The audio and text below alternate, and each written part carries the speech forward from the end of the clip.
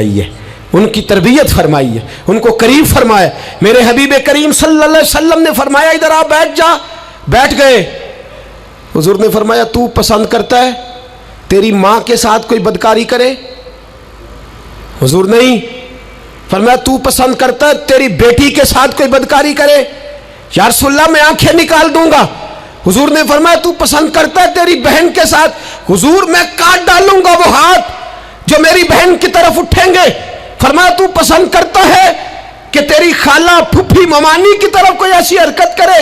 हुजूर मैं काट के रख दूंगा उन लोगों को जो बात भी करेंगे। मेरे हबीब ने फरमाया अच्छा, जिसके साथ तू बदकारी की इजाजत मांग रहा है वो किसी की मां नहीं लगती, वो किसी की बहन नहीं लगती, वो किसी की बेटी नहीं होगी? याद रखे मुल्ला जलालुद्दीन रूमी 1, इमाम गजाली 2, आला हजरत फाजले बरेलवी 3, बुजुर्ग मुतफिका तौर पर लिखते हैं, फरमाते हैं जो गंद के साथ दूसरे घर में ताड़ता है वो अपने घर की खैर मना ले, जो गंदी नजर दूसरों पर रखता है वो अपने घर की खैर मना ले।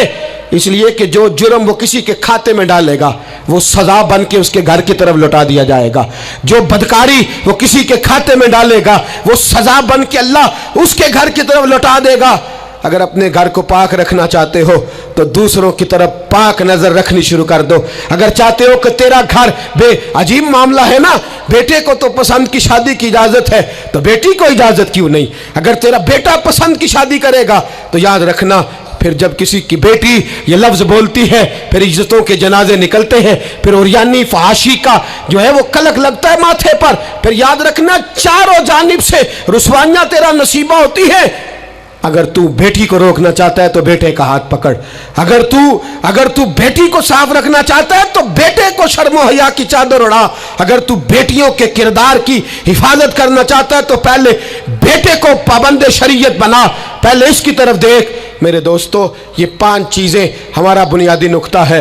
एक तो अमीर गरीबों की तहकीर करना छोड़ दे, दूसरा गरीब अमीरों से मांगना छोड़ दे, तीसरा इज्जत के साथ जीना सीखे, हमें हर हाल में सूद से हराम पैसे से बचना है, चौथा हर तरफ मंशियात फैली है हमें इसके खिलाफ जिहाद करना है, पांचवा बेहयाई और यानी फहाशी गली गली नगर नगर निकल करके इसके खिलाफ हमने बोलना है। मुझे मेरे साथी कहते हैं नौजवान महफिलों में आना छोड़ गए, वो कहते हैं हज़रत साहब के सारे मौज़ूआत ही हम पे होते। चंद दिन पहले मैं कल्लर सईदा गया, मैं दूर के इज्तिमा नहीं देता, सफ़र नहीं कर पाता, मेरे पैरों में दर्द होता है, करीब करीब रहता हूँ। उन लोगों ने बड़ा इसरार किया तो मुझे जाना हुआ। मैं जब वहाँ पहुँचा कुछ देर मैंने बात की तो मेरे ख्याल में यही था कि जवान नौजवान कहाँ बात को सुनते हैं, ये थोड़ी मेरी बात को सुनेंगे। मैंने इरादा किया, थक भी बड़ा गया कि 20-25 मिनट बात करूँगा। 3-4 नौजवान मेरे सामने बैठे थे। अभी मैंने मुस्तफ़ा की हदीस का रंग छेड़ा ही है, छम छम उनकी आंखों से आंसू बरसने लगे, छम छम। अल्लाह की कसम मिंबर रसूल पे बैठा हूँ, मैं अपने अंदर शर्मिंदा होने लगा। मैंने कहा यार तू कहता था नौजवान बात नहीं सुनते, तेरी मिल्लत का जवान उसे किसी ने बात सुनाई नहीं, शायद तू उस तक बात पहुँचा ही नहीं सका। अरे गुनाहगार बड़ा है पर मुस्तफ़ा का गद्दार तो नहीं ना, ये बड़ा पापी है पर हुजूर की बात नहीं सुनेगा, नबी पाक के पैगाम की तरफ नहीं। 50 मिनट बात करके मैं लौटा। एक हफ्ते में इतने मुझे उन्होंने फ़ोन किए, इतने फ़ोन करने लगे जैसे तैसे भी हो आप दोबारा आइए, मुझे जुमेरात को दोबारा वहाँ जाना है। वो कहने लगे जौन सा वक्त कहेंगे हम रखेंगे, लेकिन खुदारा हमें सिर्फ मंशियात का नशा किसी ने लगा दिया है, इश्क मजाजी का गंदा नशा किसी ने लगा दिया है। कोई ऐसा मिले जो हमें रसूलुल्लाह के इश्क का नशा भी लगा दे, कोई मिल जाए ऐसा। अगर कोई शोएब आए मुयस्सर, कोई आए जो हमारे सीने से रगड़े। मेरे दोस्त मिल्लत का जवान जब नेक होता है तो फिर हज़रत बिलाल हबशी की राहों का मुसाफिर होता है, फिर हज़रत फ़ारूक आज़म को आइडियल बनाता है, फिर सैयदना मौला अली शेर खुदा की जानिब देखता है। और मिल्लत का जवान जब मुजाहिद बनता है तो फिर इमाम हसन और इमाम हुसैन की यादों को ताज़ा करता है। वो कभी इल्मुद्दीन बन जाता है, कभी आमर चीमा बन जाता है और कभी मुमताज़ हुसैन कादरी की शक्ल में सामने आ जाता है। वो डट जाता है, वो डट जाता है। मिल्लत के जवान तेरे सीने से अब रसूल करीम सल्लल्लाहु अलैहि वसल्लम की मोहब्बत को खींचा जा रहा है। तुझे वापस आना है, अपने सीने को बेदार करना है और तुझे आलम कुफर को बताना है कि शराब पीने वाला ही सिर्फ तुम्हें देखा है तुमने कभी दुरूद पढ़ने वाला नौजवान भी देखना चाहिए। तुमने औरत को सारी रात फोन करने वाले जवान की दास्तानें तो सुनी है। अब हम तुझे वो वाला जवान सिखाते सुनाते हैं जो सारी रात मुस्तफ़ा की नाते सुन के नबी पाक के मदीने की याद में रोता है। तुझे अब मैं एक जगह अज़मत मदीना बयान करते करते घर लौटा, यहीं गखड़ में ही मैं बयान करते करते घर लौटा। फजर की नमाज़ पढ़ के एक जवान मुझे कहने लगे थोड़ी देर नीचे चलेंगे। मैं हमारी मस्जिद में बेसमेंट है, वो मुझे नीचे ले गए और मुझे कहने लगे हज़रत साहब कर्जा चुक के भी उम्रा हो जाता है। जवान आदमी कवारा इश्क लगा सी खेडा खेड़ दी नू ते खेडा भुल गईयां। मैं कज्जल पाया सी यार दे वेखने नू, मैं ओदी याद विच रोंदिया।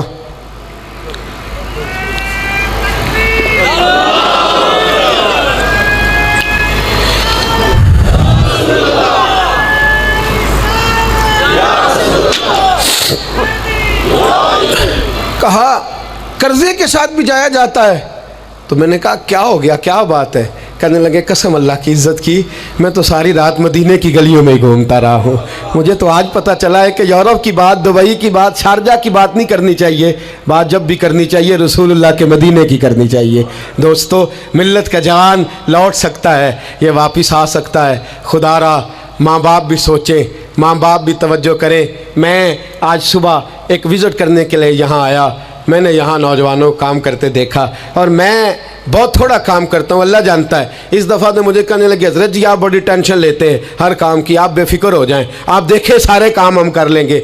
ये मिल्लत का जवान मुबल्लिग बन जाता है। ये मिल्लत का जवान मैंने देखा है, ये मेरे जैसे फ़कीर, गरीब, लाचार और बड़े छोटे लोगों का ये बड़े बड़े ये ड्राइवर बन जाते हैं, ये जूतियाँ सीधी करते हैं। हम लोग काम नहीं करते, लेकिन मिल्लत का जवान आ सकता है। मेरी बाप से गुजारिश है वो अपने बेटे को खुद लाए, खुद मस्जिद तक पहुंचाए। मेरी भाई से गुजारिश है वो खुद इसको ला करके मस्जिद में खड़ा करे। मेरी मिल्लत का जवान ये बुरा नहीं है, मेरी मिल्लत का जवान ये गलत नहीं है, मेरे रसूल का कलमा पढ़ने वाला बुरा नहीं है। इसे जब भी मौका मिलता है ये किसी और का नारा नहीं लगाता, ये मोहम्मद के नाम का नारा लगाता है। इसे जब भी मौका मिलता है ये कोई और धर्म नहीं चूमता, ये रसूलुल्लाह का कुरान ही चूमता है। इसे जब भी मौका मिलता है ये किसी और जगह झाड़ू नहीं देता, ये मुस्तफ़ा के नाम की मस्जिद में झाड़ू देता है। ये बड़ा पाकीज़ा है, ये बड़ा सुथरा है। अब हम अपने जवान को घटिया नहीं होने देंगे, शराबी नहीं होने देंगे, फहाशी नहीं करने देंगे, रियानी नहीं करने देंगे। हम इसे खड़ा करेंगे और इमाम हसन और हुसैन का दर्स पढ़ाएंगे। हम इसे खड़ा करेंगे, हजरत अब्दुल्ला मुज़नी की बात करेंगे, ज़ैद बिन हारिसा की बात करेंगे, सलमान फारसी की इसके साथ बात करेंगे। हम जब इसे खड़ा करेंगे तो मक्के के अंदर खेलने वाले मौला अली की बात करेंगे। हम जब इसके साथ बात करेंगे तो ओहद के में बदर के मैदान में हजरत अब्दुर्रहमान इब्ने औफ फरमाते हैं मेरे दाएं बाएं दो नौजवान लड़के खड़े हो गए। मैं सोचने लगा ये 15-16 साल के लड़के, ये छोकरे क्या करेंगे? कोई मेरे साथ तगड़ा तगड़ा होता तो बात बनती। फरमाते हैं वो दोनों तलवारें ले रहा के कद छोटे हैं, हाथ खड़े करके कहने लगे चचा अबू जाल किधर है? तो मैंने कहा बेटो इतने बड़े काफिर का तुम क्या करोगे? तो गोया मुझे कहने लगे हमारे कद ना देख, हमारे सीने में जो जज्बे का समुंदर है उसकी तरफ देख। का बेटे तुम्हारी उम्रें छोटी है, का उम्र थोड़ी है पर इश्क की दास्तान बड़ी लंबी चौड़ी है। कहा तू अबू जाल का क्या करोगे? कहने लगे हमने सुना है वो हमारे नबी को गाली देता है, मरेंगे या मारेंगे उस नारी को, सुना है गालियां देता है वो महबूब बारी को। कहा देख नहीं लेना। हजरत अब्दुर्रहमान इब्ने औफ फरमाते मैं कद देख रहा था और मुस्तफ़ा पे दरूद पढ़ रहा था, उनकी उम्रें देख रहा था और उनके जज्बे को सलामी दे रहा था।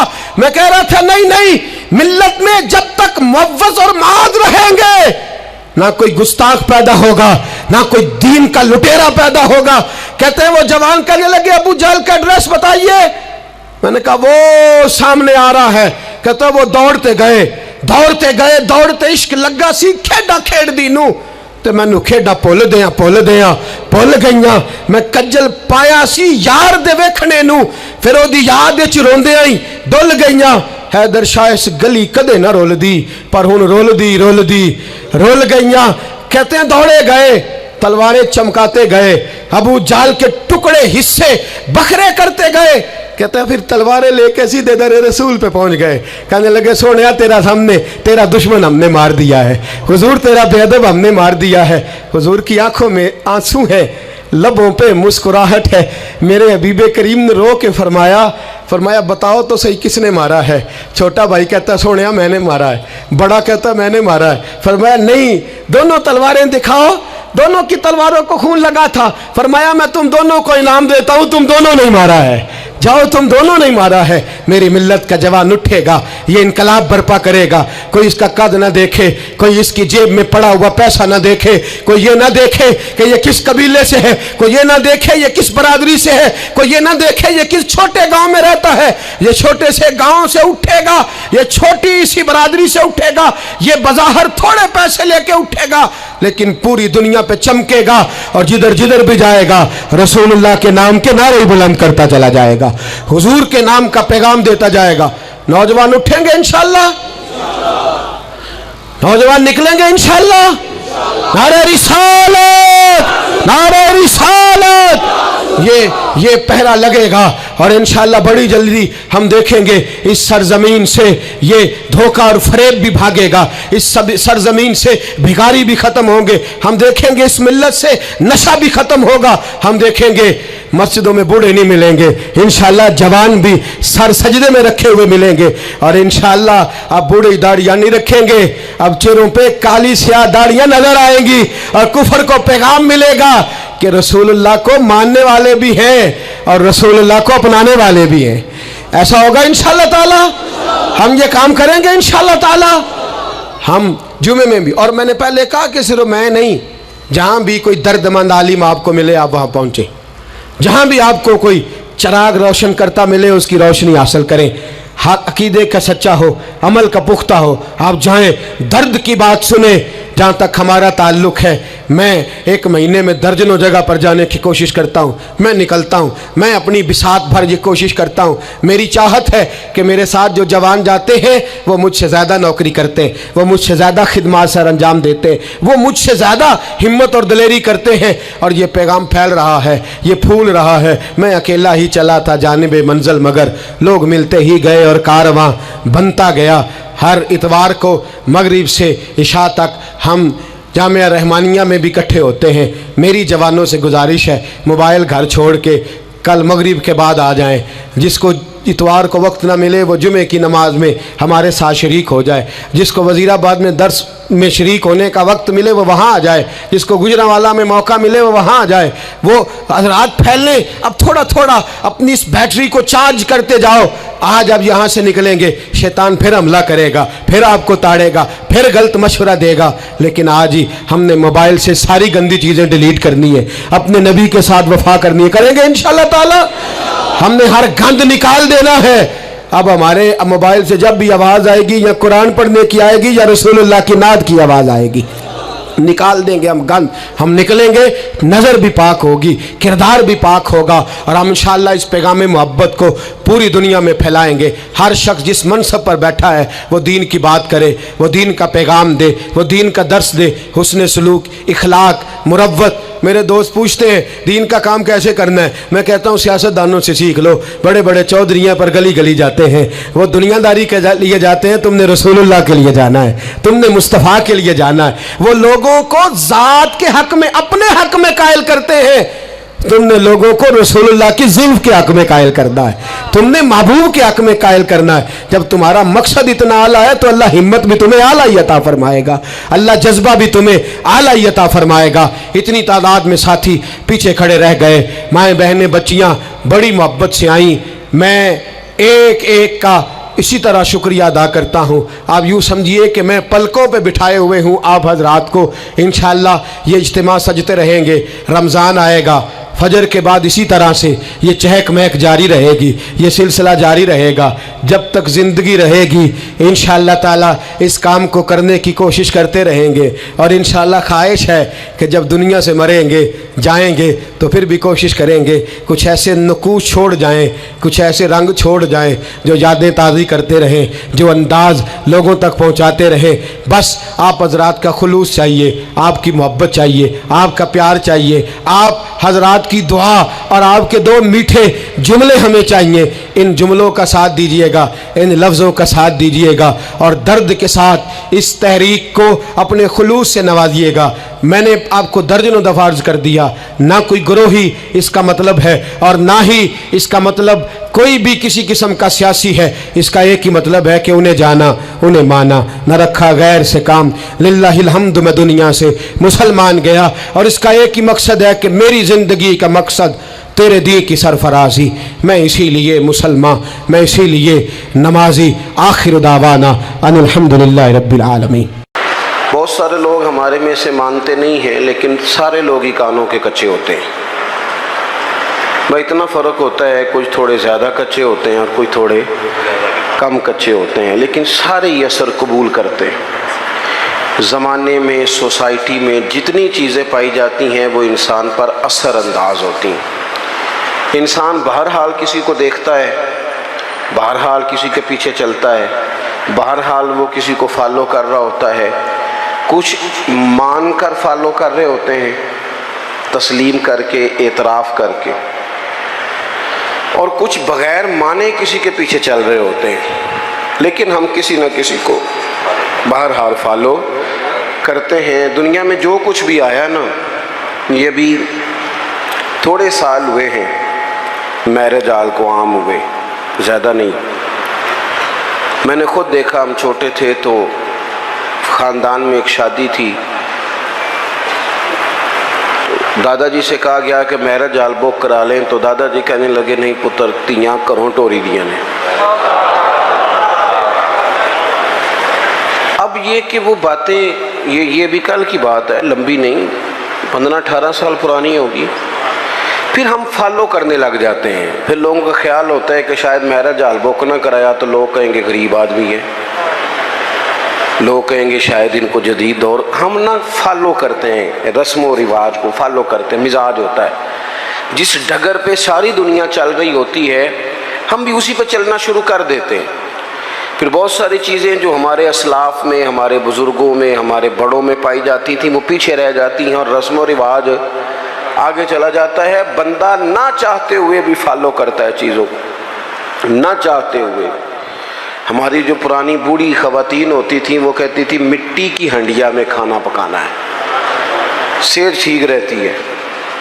अब जनाब प्रेशर कुकर में पकता है, बेशक उसका गला घूंट दिया जाए पूरी तरह से, पकेगा उसी में। हम फॉलो करते हैं और मानने को तैयार भी। मेरी बातों की समझ आ रही है आपको?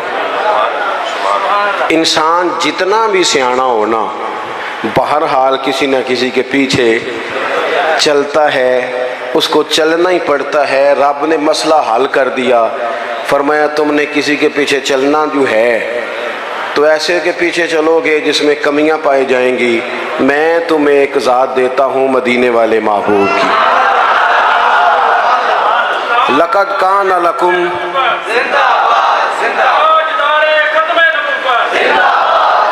लक़द कान लकुम फ़ी रसूलिल्लाहि उस्वतुन हसना।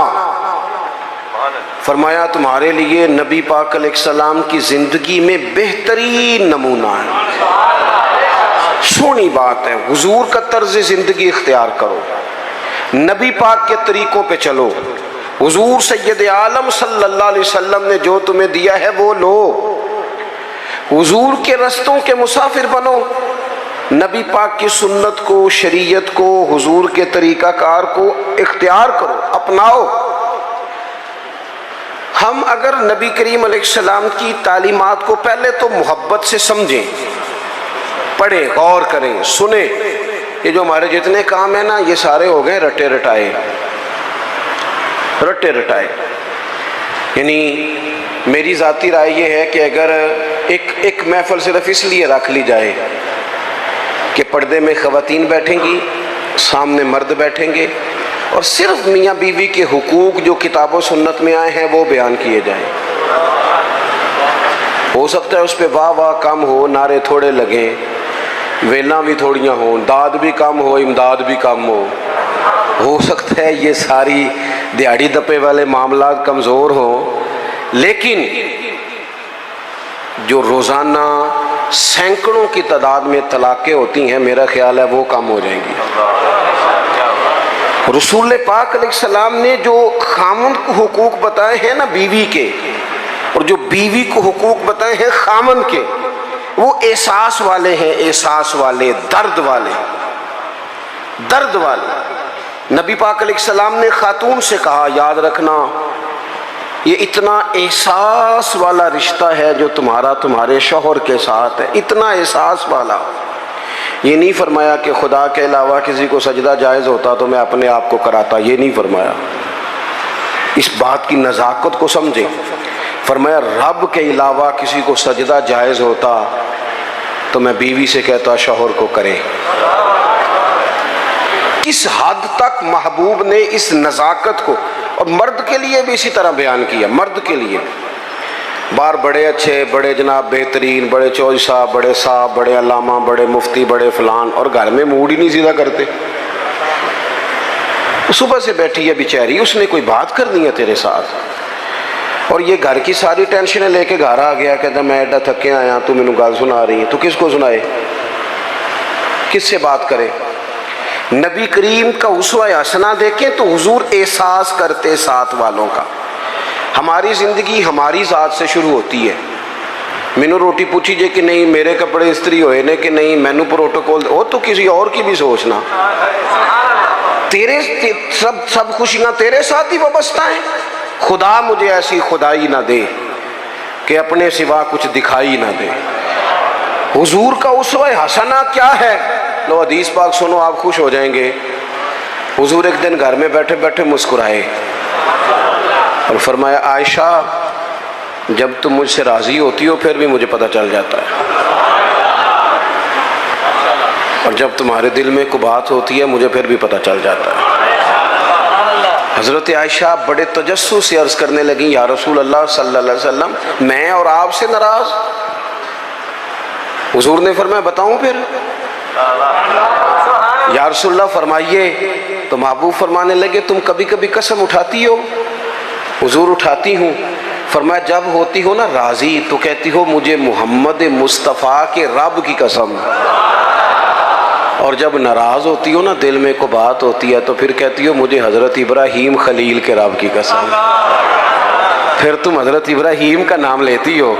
कुर्बान जाए, क्या अदा है मदीने वाले महबूब, क्या शुगुफ्ता अंदाज है कि जुमलों का एहसास करना के साथ वाला सोचता क्या है, उसकी कैफियत क्या है, वो कहाँ खड़ा हो गया है, उस बेचारे के जज्बात क्या हैं।